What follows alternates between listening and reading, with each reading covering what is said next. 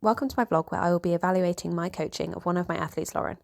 The key area of focus within this evaluation is amount of feedback, specifically the amount of concurrent feedback, which wasn't the most appropriate for this particular athlete due to her previous experience and confidence level. Lauren is still within her first 6 months of training within a gym environment. She's quite self-conscious and nervous of the environment generally and is new to this style of training. These are key factors in determining successful feedback strategies. With this in mind, my goal with Lauren is to always be encouraging, reassuring, and to help build her confidence. Harter's theory of competence states that with increased perceptions of competence comes increased enjoyment, motivation, and adherence. This is something I found to be true when coaching younger or less experienced athletes, and I find helpful to consider when giving feedback. I want athletes to improve, but I don't want them to feel disheartened or as if they're doing badly. First up in the session, we had some bodyweight lunges and squats in the warm-up. I explain the key coaching points and demonstrate. I'm coaching Lauren with primarily explicit verbal instruction as she's very new to gym-based movements, and through experience, we've learnt that she prefers to start with more explicit instructions. As you can see, when she gets closer to the camera, I give Lauren some feedback on not letting her lower back hyperextend. You can see she looks at me when I say this and it puts her off balance. Watching this back, I realise timing of feedback can be improved upon and concurrent feedback may not be particularly beneficial for a beginner, or especially during a travelling movement like the lunges that require more balance. The same thing happens a few times during this warm-up. I hadn't noticed at the time that it was my feedback that affected Lauren's balance. A study by Miller et al. Into coaches' self-awareness showed that coaches thought they gave 31% less concurrent instructions than they actually did, which I find extremely relatable, as I didn't realise I was giving so much concurrent feedback until I watched the video back. The study suggests this might be a common mistake made by coaches.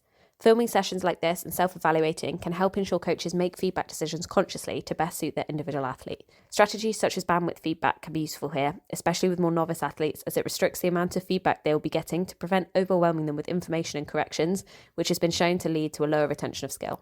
During bodyweight squats, I used the strategy of summary feedback and waited until Lauren was finished with her set before providing some feedback regarding pelvis positioning. I was aware this was a little too detailed to talk about during the set.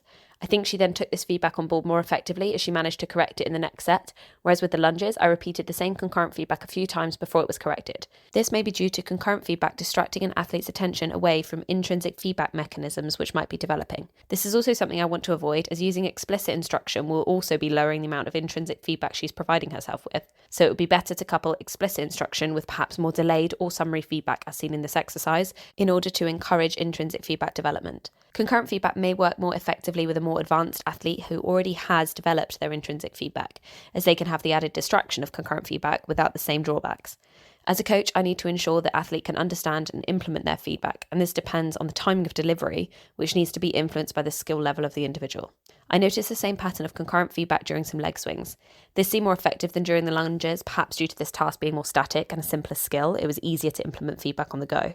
I think this habit might be due to most of my coaching experience being in ballet, where it's normal practice to be continually given multiple corrections, as ballet requires such a high level of skill. A study by Baldry et al. Has shown concurrent auditory feedback did show an improvement in gymnasts compared to a control group. However, gymnastics is similar in terms of being so highly skill dependent, and often athletes are very familiar with the skills that are being corrected, so concurrent feedback may be more useful here. Schmidt et al. Found that concurrent feedback degraded skill learning. Their participants had no prior experience with the most tasks tested, which again suggests that concurrent feedback might be better with athletes who are more familiar with the skill you are coaching. Learning how to adapt my feedback strategy, depending on the individual, will be key in improving my feedback in the future and developing my coaching process. Next, we moved on to back squats. Again, I go through some key coaching points and demonstrate with explicit instruction as before. I found demonstration whilst instructing successful, particularly in ballet coaching or when learning a complex skill. I found athletes pick up the skill faster when I'm able to demonstrate and show the correct technique.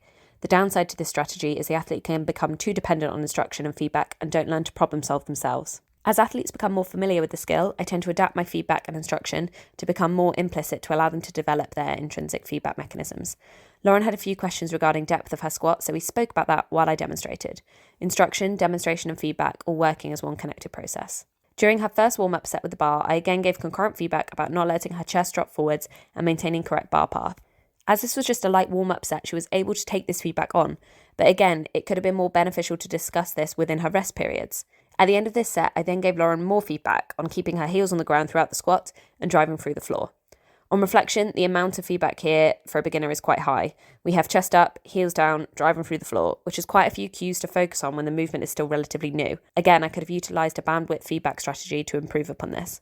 Studies have shown that with females, too high a frequency of feedback can lead to lower perception of ability. Particularly with Lauren, this would be something I want to avoid, as she already has a lower perception of her ability than she should. Overcorrecting athletes is a common mistake made by coaches. When we have lots of things we want to improve upon, we want the best for our athletes, it can be hard to prioritise. This is where awareness of frequency of feedback is crucial to allow the highest retention of skill for the athlete's long-term development, but also to ensure we're not being detrimental to their self-confidence.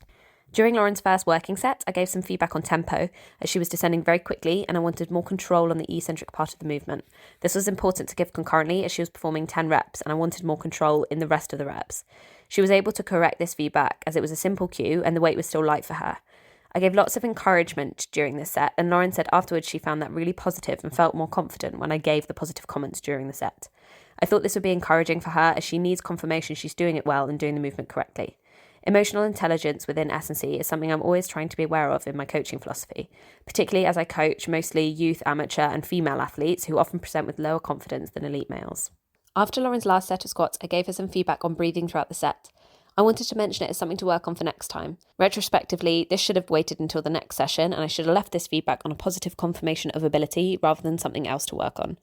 Again, amount of feedback is high. I need to prioritise my key feedback to allow for high retention. I think this comes from having less experience with beginners in the gym environment and knowing Lauren has a lot of potential and is able to implement these corrections, but ensuring she remembers the corrections for long-term development may be less likely if she's given too much feedback. Niznikowski found that too much verbal feedback is not useful when learning a new skill. Next, we moved on to RDLs. Towards the end of the warm-up set, she starts to flex her knees too much.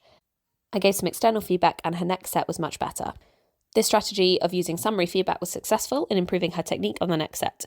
During the next set, I again reverted to concurrent feedback subconsciously.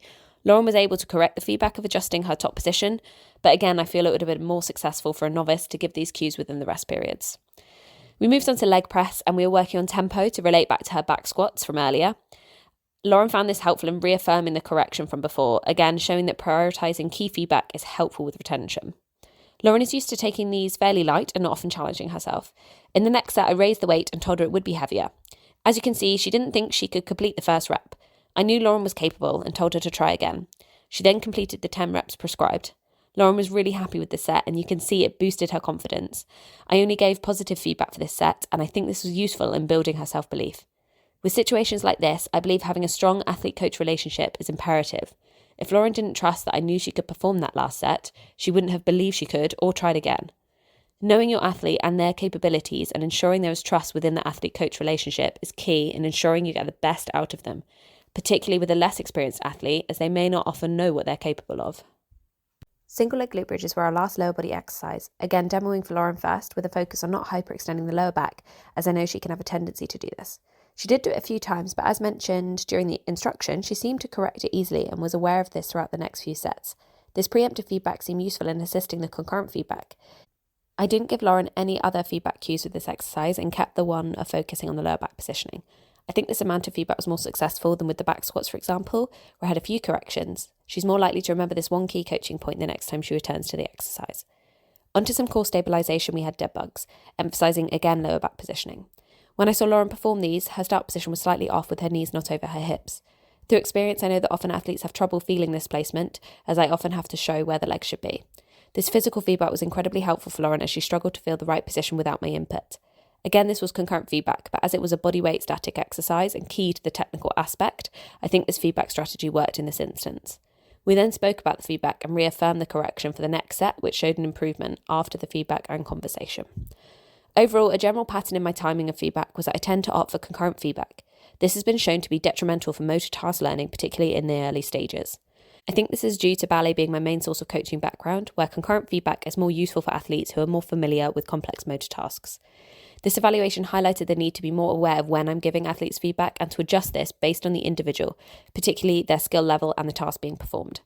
I've also recognised the requirement for prioritising my feedback and constructive cues to minimise too much correction, particularly with a less experienced athlete again, to ensure they're gaining self-belief and competency in the task. This all feeds into my coaching philosophy. My process is always evolving over time and needs to be highly individualised to the person I'm coaching, depending on their personality and skill level. One of my main goals when coaching is to continue to develop self-belief and encourage young athletes to improve and stay motivated. Feedback is a major factor in whether athletes do improve or adhere to training. Coming back again to Hartis' theory of competence with young athletes or beginners, my main priority is to ensure they enjoy and feel competent, which will then keep them intrinsically motivated and allow them to continue to improve. Doing this vlog has highlighted to me how I can improve my feedback and has made me more self-aware of how and when I deliver feedback to athletes.